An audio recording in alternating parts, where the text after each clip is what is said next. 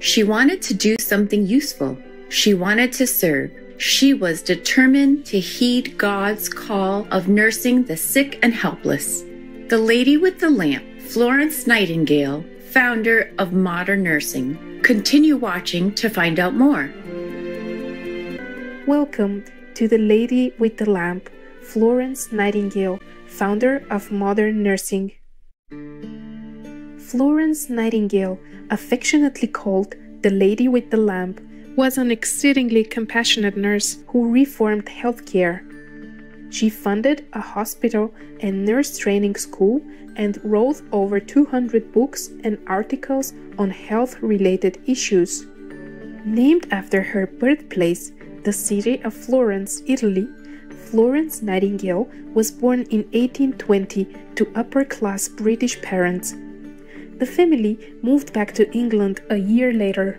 A governess initially attended to young Florence Nightingale and her sister's education. Later, the girls were homeschooled by their father. Their curriculum covered mathematics, philosophy, history, and linguistics. Under his tuition, Florence learned the rudiments of Latin and Greek, attained fluency in English, French, German, and Italian, and excelled in mathematics and written essay assignments. A naturally gifted academic, Florence Nightingale applied herself to a broad range of research, inspired by the work of acclaimed Belgian statistician, mathematician, and sociologist Adolphe Quetelet. She also studied statistics. Young Florence was a shy, intelligent girl with a radiant smile and a tender, sympathetic disposition. She wrote, "Nothing makes my heart thrill like the voice of birds."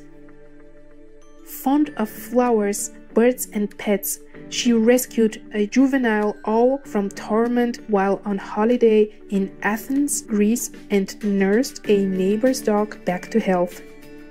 At 18, while holidaying with her parents in France, Italy, and Switzerland, Florence Nightingale was fascinated by the fine art, architecture, and scenic beauty of these countries. She made notes in her diary, recording facts, numbers, and observations, particularly with respect to people and their way of life there. This practice of taking notes and recording facts became very useful to her throughout her life.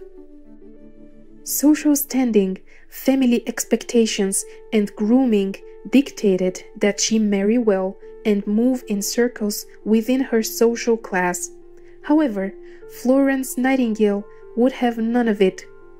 Making small talk and indulging in frivolities were not for her.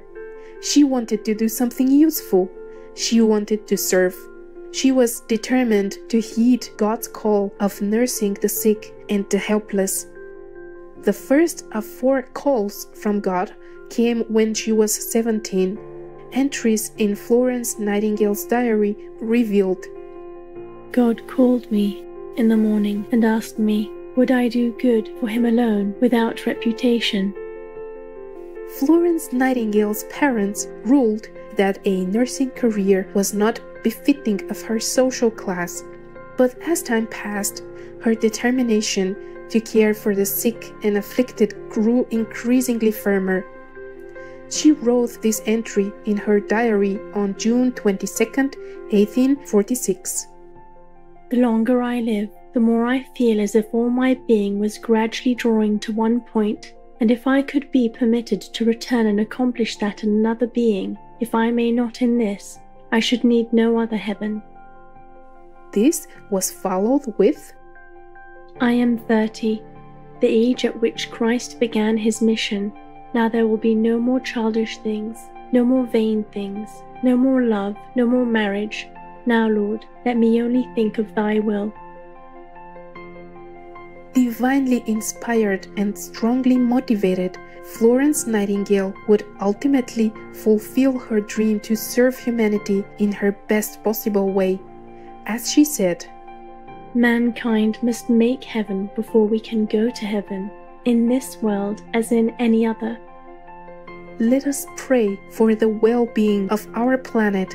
We shall continue the story of Florence Nightingale, British nurse, statistician, and social reformer after this short interval here on Supreme Master Television. When Florence Nightingale was 31 years old, she traveled to Kaiserswerth, Germany, with her mother and ill sister, who was going there to undergo water treatments. During her 3-month stay in Germany, she took up a nursing course at the Kaiserswerther Lutheran Hospital of Pastor Fliedner.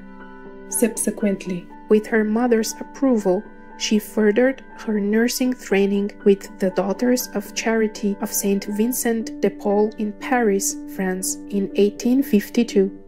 Returning to England, she accepted a position as superintendent of the Institute for the Care of Sick Gentlewomen in London. With her exceptional skills and passion, Florence Nightingale began to make her mark in this field. 1 year later, she left the Institute to begin a new phase in her life. During a conflict in 1854, British troops were faced with a lack of medical supplies, overcrowded facilities, and unsanitary conditions. Cholera, dysentery, and diarrhea afflicted them, while there was a shortage of doctors and the numbers of wounded continued to mount. Tasked by the minister Sidney Herbert, Florence Nightingale agreed to superintend a government-sponsored team of nurses to remedy the situation. Her grace and selflessness soon became known to the general public as British press began praising her mission. As an article by The Times said, "There is not one of England's proudest and purest daughters who at this moment stands on so high a pinnacle as Florence Nightingale." Arriving in November that same year, Florence Nightingale and her group of 38 courageous nurses stationed at the Barak Hospital at Scutari in Constantinople. Conditions were far worse than the team had anticipated. Florence Nightingale utilized her personal funds to purchase much-needed supplies. She diligently worked late into the night, carrying a lamp in the evenings as she tended to patient after patient, earning her the nickname Lady with the Lamp. The Times wrote, "She is a ministering angel, and as her slender form glides quietly along each corridor, every poor fellow's face softens with gratitude at the sight of her. When all the medical officers have retired for the night, and silence and darkness have settled down upon these miles of prostrate sick, she may be observed alone, with a little lamp in her hand, making her solitary rounds." Unfortunately, during her service, Florence Nightingale became afflicted with a lifelong debilitating illness, but the determined nurse continued her work. She launched a robust nursing care program to ensure clean wards, individual patient attention, and well-stocked medical supplies and food. She set up reading and recreation rooms to cater to the patient's mental and spiritual needs and started holding classes. Under her instructions, a kitchen was implemented to prepare foods for those with special dietary needs. She also gave recommendations and statistics analyzing complex organizational and health issues. With Florence Nightingale's strictly imposed guidance, the situation greatly improved, and in 6 months it was reported that the mortality rate had been decreased from 40% to a modest 2%. It was a monumental achievement. Florence Nightingale became a cultural icon. Speaking of Florence Nightingale's success, English writer Lytton Strachey wrote, "It was by strict method, by stern discipline, by rigid attention to detail, by ceaseless labor, and by the fixed determination of an indomitable will." Upon her return home, Florence Nightingale vigorously campaigned for reform in healthcare and nursing. Her healthcare data presented to the monarch of England in 1856 resulted in the establishment of a royal commission to improve the health of the British Army. In 1858, she was the first woman to become a member of the Royal Statistical Society. The year after that, she helped set up an army medical college in Chatham. She also published notes on nursing, what it is and what it is not. The book addresses good nursing practices and safe hospital environments. It states, "The very first canon of nursing is this, to keep the air he breathes as pure as the external air without chilling him." In 1860, Florence Nightingale opened the Nightingale School of Nursing at St. Thomas's Hospital in London. Its success led to the birth of the modern nursing profession. Similar nursing schools were established around the world, modeled on her principles. These included the Sydney Infirmary and Dispensary in Australia in 1868, the Bellevue Training School for Nurses in New York, the United States, in 1873, and a nursing school in Fuzhou, China, in 1888. She also helped establish a training regimen for midwives and nurses in workhouse infirmaries. Florence Nightingale devoted her last 5 decades to sanitary reform and helped revolutionize female education and healthcare. In 1907, she became the first woman awarded the Order of Merit. Even as she aged, her energy remained inexhaustible. Florence Nightingale passed away in 1910 at the age of 90.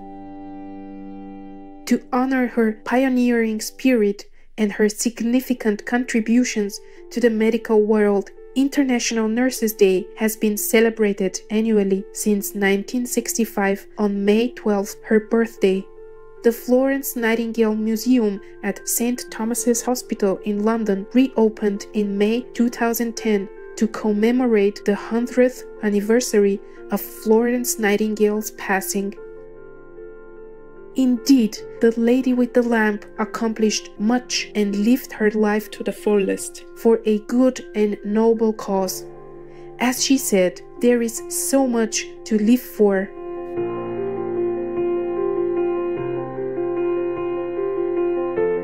Cherished viewers, thank you for your company on today's program.